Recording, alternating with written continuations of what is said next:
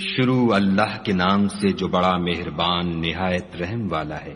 یہ لوگ کس چیز کی نسبت پوچھتے ہیں؟ کیا بڑی خبر کی نسبت جس میں یہ اختلاف کر رہے ہیں؟ دیکھو یہ انقریب جان لیں گے، پھر دیکھو یہ انقریب جان لیں گے۔ کیا ہم نے زمین کو بچھونا نہیں بنایا اور پہاڑوں کو اس کی میخیں نہیں ٹھہرایا؟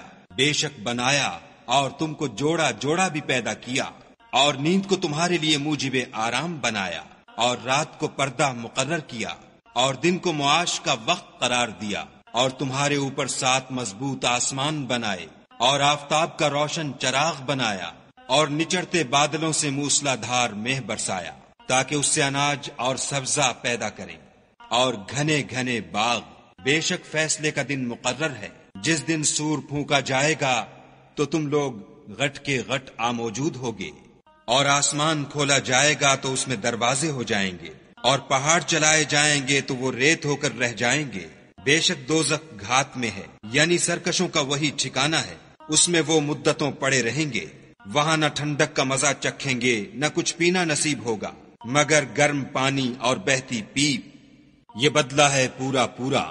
یہ لوگ حساب آخرت کی امید ہی نہیں رکھتے تھے، اور ہماری آیتوں کو جھوٹ سمجھ کر جھٹلاتے رہتے تھے، اور ہم نے ہر چیز کو لکھ کر ضبط کر رکھا ہے۔ سو اب مزہ چکھو، ہم تم پر عذاب ہی بڑھاتے جائیں گے۔